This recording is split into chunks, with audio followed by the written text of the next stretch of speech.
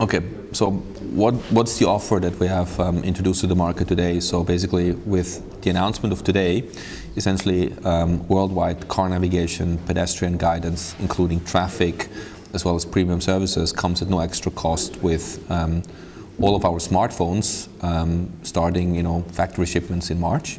At the same time, we are having 10 models today, including E72 and 97 Mini, that basically can directly download the new OV maps with the handset with all the above features. So again, no extra cost, no hidden costs from a license perspective, global pedestrian guidance, global car guidance, traffic, as well as premium services out of the box. So the idea is that basically this is, I would say, a major milestone in the transformation from a hardware plus services towards a solution company. So a solution company essentially is providing complete solutions where all the elements, the software elements, the service elements, the hardware elements, as well as stuff like mount kits, everything works and comes out of the box ready. So at the end of the day, the channel to sell is the standard retail channel of Nokia, but moving from hardware plus services to a combined solution. So the combined margin is actually what we call the solution margin, which will come some from the hardware, some from the service. That's I would say the marketing approach. Yeah, so there's multiple ways for the developer, for the consumer here to contribute to what constitutes our business. And one is that we believe that this product is increasing retention value.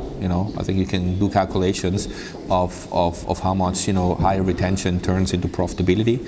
Another one is that users will go to higher end handsets that have those capabilities. Because maybe the jump to a higher end handset from a price point is completely compensated for the much more and the much richer set of functionalities. And of course, there is other possibilities for us, like also have advertisement, transaction revenues. So again, I think for us, this is not a bet on a future business model. It's a business model now, but that's a solution model. Yeah. So I think for advertisement to be effective, it has to fulfill two requirements. One, it has to be effective for the advertiser, so it has to do something for the advertiser.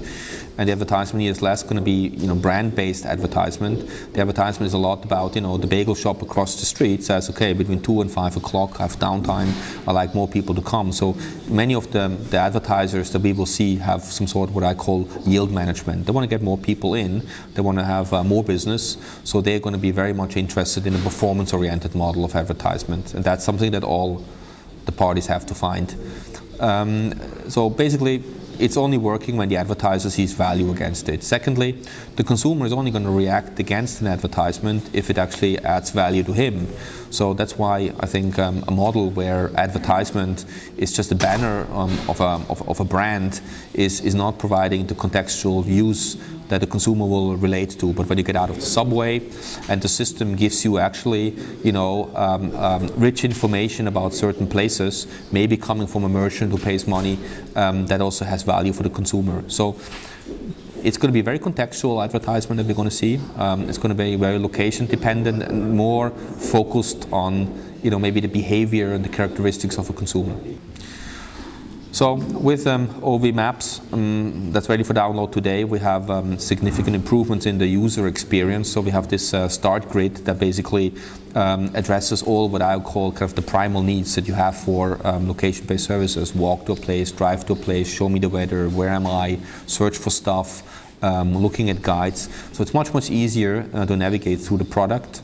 It's very direct, so you can see what you do, and you usually end up at what you're really seeking with 2 to 3 clicks, or very simple I would say queries or searches. So the product is simplified. Then I think both navigation, car navigation, as well as pedestrian guidance has been improved significantly from the quality, from the global scope. Also text-to-speech has been added, more lane assistance to make it easier to drive. You also have text-to-speech in the pedestrian guidance, so you can listen to the device telling you to turn in which street. So the whole product is much richer from the pure navigation. And of course we added premium services like Lonely Planet, via Michelin, and of course the integration with Facebook. Also the new product that we have right now, there's actually nothing that costs anything to the user. So really, the premium services, the live casting, the walk and drive are all free, no extra cost out of the box, and that's really what makes this unique. So you can actually take the device. We can market the device much better, right? We can market it consistently because all our smartphones will have that functionality. It will simplify the logistics change and the marketing message. And the consumer knows now that he can trust the Nokia handset out of the box and it will work. And that's a very, very big benefit from a sales perspective, and also for the consumer because he knows he has no extra cost. No, I think that the functionality of getting people to a place is obviously what we do. I think we do it extremely well, and we will also continue to do it much better. I think the quality level of our guidance and the addition of pedestrian guidance is unique. I mean, there's nobody offering both car and pedestrian guidance at the global level, and I think the car guidance is on a form factor, yet very small, yet at the same time it is at the price point that is what you usually get from a 300 to 400 euro personal navigation device. When it comes to the pure mapping, I think there we have a very, very optimized mapping technology for the mobile, and I think also have significantly improved our search capabilities. Sure, I mean, I wouldn't claim now that our search is yet on par with Google, but I would say the gap has significantly closed. So the point is the following, is that we have built a hybrid platform where the whole map execution happens on the client. So it's not basically cloud, just primarily cloud-based service. We have the cloud too, where you can get map updates and new maps. But what we have really done is we have basically taken the map technology to a point where when you, for example, live in Berlin and you have no maps loaded, then you basically download the maps through use, and they stay on the client, and with that the whole execution of map rendering, 3D features happens on the client. While in the traditional offline model, or the one that you see also from Google, there's a lot of interactions with the cloud and backwards and forwards, and that significantly reduces the transfer and the bandwidth you need to basically have a session like a 12-kilometer route. I think that's not the question of, is it a hardware or is it a software-centric model? That's wrong. Any company that wants to survive in the space has to focus on the total package. So I think you need to emphasize every element. So basically you can't build a toolbox and say, user, please assemble. I think you need to provide a really excellent out-of-the-box experience, an experience that doesn't degrade over time, that stays highly valuable and highly accurate over time. Otherwise you can't compete in the solution business. So the answer is it's all the aspects: hardware, software, services, packaging, marketing.